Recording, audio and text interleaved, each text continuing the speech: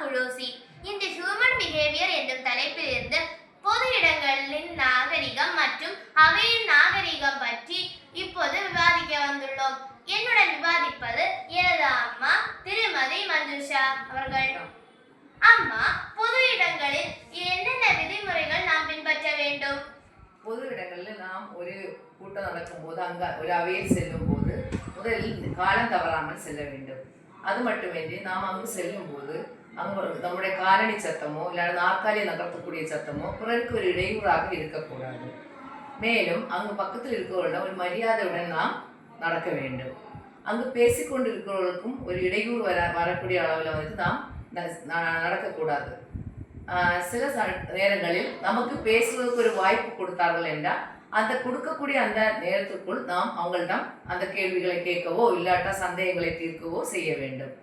மேலும் அங்கு இருக்கும்போது நாம் வந்துட்டு மொபைல் ஃபோன் கொண்டு போயிருந்தோம்னா அதை என்ன செய்யணும்னா சைலண்டில் போட்டு வைக்கணும், இல்லாட்டா சுவிட்ச் ஆஃப் பண்ணி வைத்திருக்க வேண்டும்.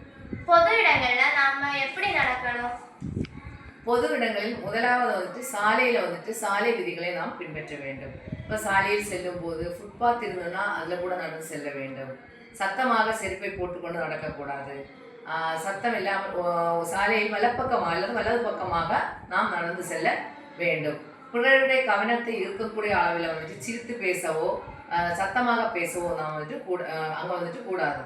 மேலும் அங்கு வந்துட்டு சுத்தமாக நாம் சாலை உரங்களையோ இல்லாட்டா பொது இடங்களையோ வைத்திருக்க வேண்டும். ஏனெனில் நம்மள்ட்ட குப்பைகள் ஏதாவது இருந்ததுன்னா நம்ம அதை பொது இடங்கள் போடாமல் அதற்கான இடம் வந்துட்டு வச்சிருப்பாங்க, அந்த இடத்துல போடணும். எச்சிலும் துப்ப வேண்டியது, சிறுநீர் கழிக்க வேண்டியது எல்லாம் வந்து பொது இடங்கள் நாம் பண்ணக்கூடாது. மேலும் நம்மளுடைய நல்ல ஒரு ஒழுக்கமான நடத்தையுடன் நாம் அங்கு செல்ல வேண்டும். இப்போ மொபைல் ஃபோனில் பேசும்போது கூட நம்ம வந்து சத்தமாக பேசக்கூடாதுங்க.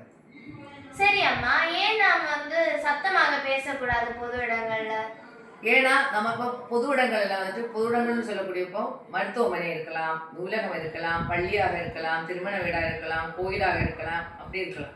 அப்போ அந்த இடங்களில் போகும்போது நாம் சத்தமாக பேசும்போது அங்கே நிறைய ஆட்கள் வந்துட்டு இருப்பாங்க. அப்போ அவங்களுடைய கவனம் வந்து நம்ம பக்கம் வந்து திரும்பும்.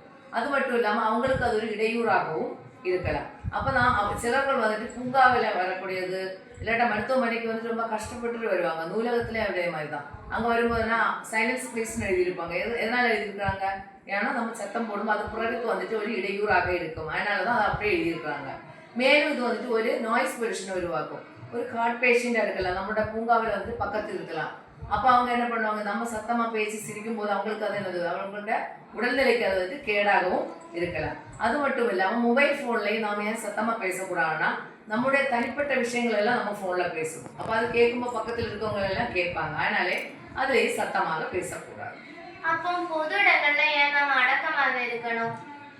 அதுக்கு வந்துட்டு திருக்குறள் வந்துட்டு திருவள்ளுவர் நல்ல ஒரு பாட்டை வந்துட்டு சொல்லியிருக்காங்க. ஒருமையுள் ஆமை போல் ஐந்தடக்கல் ஆற்றின் எழுமையும் ஏமா புடைத்து. அதாவது ஆமை வந்துட்டு தன்னுடைய 4 காலையும் தலையும் வந்துட்டு பாதுகாப்புக்காக தன்னுடைய ஓட்டுக்குள்ள வந்துட்டு வைக்கும். அதே மாதிரி நமக்கு வந்துட்டு 5 புலன்கள் உண்டு, தெரியும் இல்லையா? இதெல்லாம் மெய், வாய், காது, மூக்கு.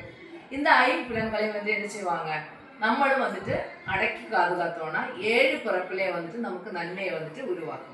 அதாவது பொதுவாக வந்து என்ன செய்யணும், நம்ம வந்துட்டு எல்லா இடத்துலையுமே அடக்கமுடன் நம்ம நடந்தோம்னா நமக்கு தானே மீதி உள்ள குணங்கள் ஒழுக்கம் உள்ள ஒரு குணம் வந்துட்டு நம்ம வந்து சாரு. புரிஞ்சுதா? புரியுது. நன்றி.